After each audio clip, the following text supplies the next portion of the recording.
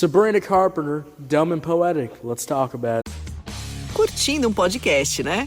Sabe o que você também vai curtir? Saber que o melhor flip de todos os tempos chegou. O novo Samsung Galaxy Z Flip 6, com Flex Cam, que tem zoom automático e faz selfies de 50 megapixels. E com bateria estendida para nunca te deixar na mão. Vá a uma loja ou saiba mais em samsung.com.br. Samsung Galaxy Z Flip 6. Galaxy AI chegou. How y'all doing? I'm walking in this library right now, and I'm getting ready for a little book club meeting. Now, look, I've been in a few book clubs, but we're not talking about that. Today, we're talking about the legendary Sabrina Carpenter.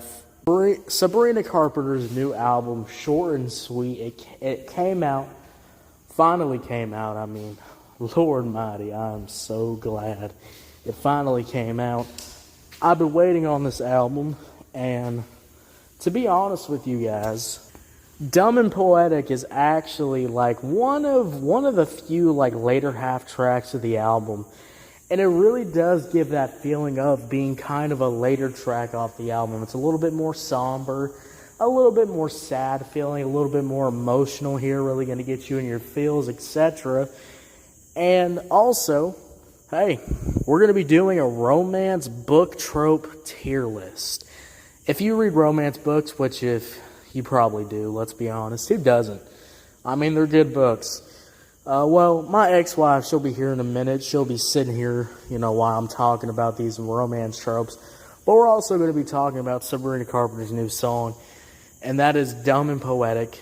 Guys, I'm ready to start talking about this song, so let's just get started. Let's get this started, guys. As I said, we're doing Sabrina Carpenter reviews all week. So, guys, if you're on YouTube, Spotify, Pandora, wherever you get your podcast at, make sure you follow. Turn on notifications. We're dropping new content every single day. We're going to be dropping Sabrina Carpenter reviews all week, too. So, get ready for that. Now, guys, this song, Dumb and Poetic. Oh, man. My first point that I just want to get off my chest before we even get started. Let's just talk about the strings. Let's start talking about the damn strings in this song. Você que está ouvindo o seu podcast, sabia que tudo que o Google faz tem a intenção de trazer impacto positivo? Como? O Jefferson da Tributei usou inteligência artificial para facilitar o dia a dia das empresas. Ele e milhares de empreendedores geraram mais de 188 bilhões com as plataformas do Google. E a Miriane se formou em UX com certificados profissionais do Google, criando o seu próprio negócio. Ela e 88% dos formados relataram avanços profissionais como promoção ou novo emprego. Tem que ser bom para todo mundo. Google.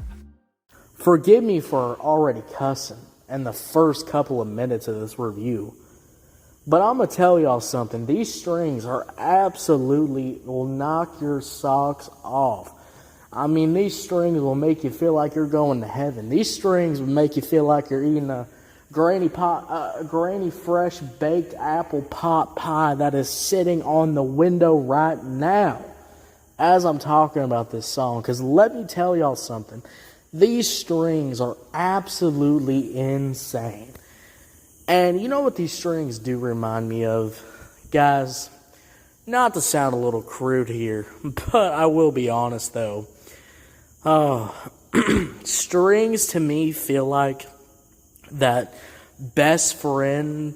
It feels like that bad boy and good girl vibe. If you ever read those kind of romance books, usually it's a guy who's kind of emo, kind of weird, kind of like, oh, I do drugs, I'm so cool. It's kind of funny on this song because she talks about, the guy she's explaining in the song to get off the shrooms. They're not changing your life. Good girl, we got, Sabrina Carpenter, I guess. That's a good reputation to put. Be honest with you, these books are kind of boring to read most of the time, so I'm going to put them on F. But yeah. The strings of the song are absolutely insane, in my opinion. I think the strings here just make the whole song just so good. It really brings that emotion out, really brings that energy out, and I could sit here and talk about the strings for 5 whole fucking minutes. That's how good these strings are. And I will be mentioning these strings throughout the whole review. But we're not going to ramble for 5 minutes about that. My second point is I really do enjoy the hook. I think Sabrina Carpenter is really good on hooks, and her hook game is absolutely insane. Some of the best pop hooks have been sung by Sabrina Carpenter, 100%. She just has a way of making these hooks simple, yes, to the point, yes, but simple to the point and actually works. Guys, I tell y'all something. It's a really hard sometimes. A lot of pop artists can't deliver a good hook. They have to half-ass the hook because it has to be short. Sabrina Carpenter can make these hooks short, but she can really sing. She can really stretch her vocals out. You can really feel what you're hearing. When I hear a guy half-ass a hook or go really short on a hook and put some heavily masked auto-tune on your voice and doesn't actually sing, yeah, I'm not going to enjoy that hook, and I'm only going to remember it because it has like a phrase that's addicting to say. I mean, what the hell? No. So I really enjoy that the hook is simple to the point, but it absolutely works. And it's one of the things that I love why I talk about Sabrina Carpenter a lot, because she can really make the songs really stand out, really make the hook stand out here. And this hook is absolutely an example of a really good hook, really short to the point, short and sweet to the point. Now, that's my points I want to go over. Let's get into this review. Let's start diving in. Those are the cliff notes for people that, can't stay on for longer than a couple of minutes to hear about this song. There's the cliff notes. That's how I'm feeling about it. But for the people that are sticking around, let's fully dive into this song, guys. Sabrina Carpenter, Dumb and Poetic. Let's talk about the instrumental. Guys, like I said, the instrumental is pretty good here. It's got some really nice strings. Sounds great. I love the guitar. I love the piano. I love everything here. It has a mashup of different kind of acoustic kind of instruments here. And I really enjoy that. Having some strings that really bring out the emotion. When strings are done right and it's done in a purpose where, yes, strings could be cheating, like the piano. The piano feels like cheating most of the time to most artists, because a piano, you can easily make you get this sad emotion. And sometimes, a lot of rappers or a lot of artists that use pianos really like to, use that to, get people's, crying over these songs, So, I really feel that song. I'm going to stream it 100 times. Oh, I had a drug addiction. I'm going to stream this song 100 times. This is actually where I love the strings, and they don't feel like they're like trying to persuade me to listen to this song. It's because these strings are fucking actually used. And man, forgive me, but for the last 3 weeks I've been listening to songs that just feel like production is not on key. Production feels like it's been slopped together. It's either slopped together or it's really basic stuff to make you feel this emotion to get scammed. Production's been feeling scammed for a fucking minute. So I'm glad that there's actually a pop artist really putting out good production, really showing that having big production and keeping the production big in quality but simple when you break it down, that's what makes a good instrumental a good instrumental. And Dumb and Poetic is a fucking example of why more pop artists need to be doing this. More pop artists need to be following this roadmap, because this is where the future of pop goes, guys. This kind of sound that makes you actually want to, replay these songs, actually give you something to latch onto and actually listen to. It's a great feeling. It is a great feeling to have some good production again. 110%. I mean, Lord mighty. Verses are great here too. Nice flow. Really flows well with the guitar. Again, those strings slowly creeping up. Hook is also really well done here. Great vocal performances, and when the strings go full force and those vocals are going off, I mean, it just comes together very nice. Guys, overall, this is a really great song. One of the best songs off the album. I'll give it a 9 out of 10. 9 out of 10, what'd you think about it? Did you love it? Did you hate it? I don't know. Let me know. Thank you so much for listening. And yeah.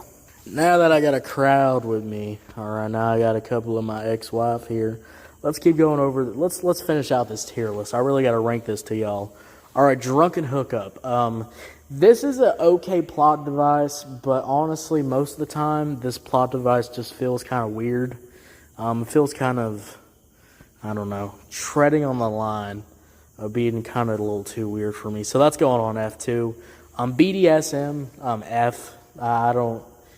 Anything like harm, I think if you're just harming another human being for that, I just, no.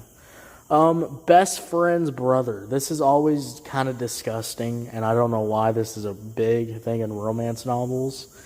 Abduction to love, that's a crime, F. Billionaire. I hate billionaire stories. I don't know why the hell there's so many billionaire stories, F. Billionaires are boring. They're just rich. C tier. Arranged marriage could work if it's done right. Most of the time it's not done right.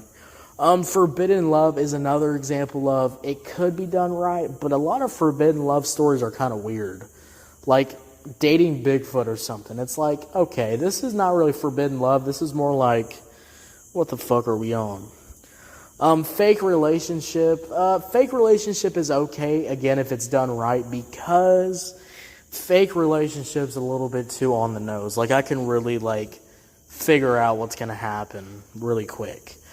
B tier, angst. I think anything angst is good. Angst is always a good thing. It just gives some more drama, gives some more life to novels, gives more personality.